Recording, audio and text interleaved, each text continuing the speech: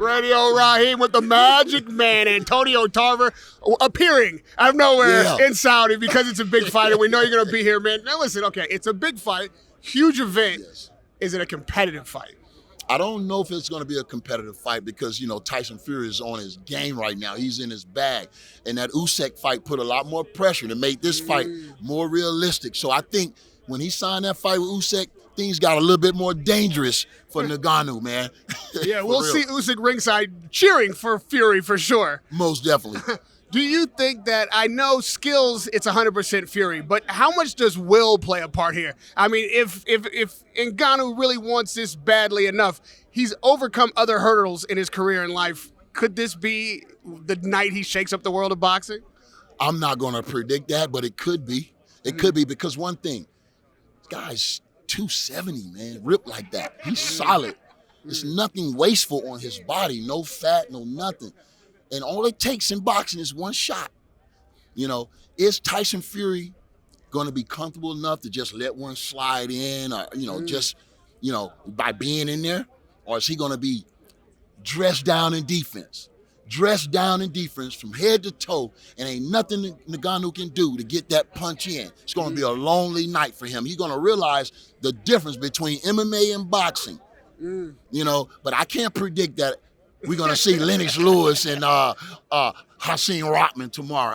I can't predict that, but I'll be as surprised as any of you all would be if he can pull off that upset win tomorrow night. Shout out to Hakeem Rockman. He was a real fighter. That was a real win. Right. You know what I mean? That's different. That was different. Big, though. That was big. It was big. It was unexpected, but he earned that as a real, boxing fighter. But Ngannou, this could be the biggest upset in boxing history.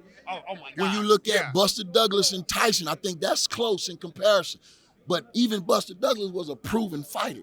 Right. This guy hasn't even proven that he belongs in the boxing ring. Now, so we got to see that. If he had come to you some 8 weeks ago and been like, Antonio, it's me and you got to teach me how to win this fight, what are you telling him to do? I'm telling him right now, first of all, it's going to come down to his footing. If he's not able to plant and deliver, he'll never land that punch on Tyson Fury because Tyson Fury has some of the best legs in the game, and we know he can box. See, it's going to be a balance thing. If Ngannou can find the balance to deliver those shots effectively, is going to be the key. He may be able to deliver some punches, but they won't have that power and stamp on it like he would have in the MMA because those guys are standing put. But Fury's going to be rolling. He's going to be moving. So you're going to have to learn how to hit a moving target and land that type of force blunt power. And I think that's going to be the trick to pulling off this upset. Now let's turn our attention to the fight that we all hope to be back for come December 23rd. The undisputed heavyweight championship of the world. We'll have Usyk ringside tomorrow. I see Fury is a bit leaner. I don't know that has anything to do with Ngannou. I think he is, whether he'll admit it or not, preparing for Usyk, which is not that far, December 23rd. How do you see that matchup going? And is Fury's more lean physique helpful? Well, his size is going to be the biggest thing. His size, his reach, height, and just being a bigger fighter.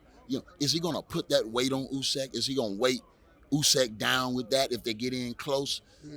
Because we know Usyk's going to have to get in close if he's going to be effective. Can he get through that jab? And with Tyson Fury, with his range and his one-two punching power, I mean, that's going to be the secret to Usyk winning this fight. Anybody can do it as Usyk because he has that amateur experience, which is going to serve him well. He put his punches together good, but he don't have that heavyweight knockout power. And I think he may need that type of power to win against a Tyson Fury. Because if you just boxing Tyson Fury, he's going to be in that fight. That power probably can take the edge and give it to Usyk. He's going to have to power up for that fight, man. And lastly, before you get tuxed out and get this gala going, you know what it's like for a fighter to make you chase him and make you wait on the fight that you deserve. And, Fury has gotten the bag, and he's made Usyk wait. He's really embarrassed Usyk at times just doing these negotiations and then, bailing at the last minute. Usyk finally gets that crack at him. Is the mentality for Usyk changed? Does it help him that he's probably a little pissed off that he's got to even watch this fight before he gets an undisputed shot? Well, it's business, and he's going to have to understand that. You know, don't take it personal. It's business. Let the man get his bag. But at the end of the day, that undisputed championship, that's what it's all about. You know, that's the legacy piece that, you know, each one of these guys is going to be able to win and going to be able to say, hey, this was my era. Even though you beat Klitschko, this was my era. Even though you beat Wilder, this was my era. So whoever win that fight will have a claim to being their era as the heavyweight undisputed champion. And that can turn the table or change things a lot. Well, it's a pleasure to talk to a man from his era, and it's still going, because I don't know a better interview in the boxing game. Radio Rahim with Antonio Tarver. We'll see you tomorrow night, ringside. Appreciate you, baby.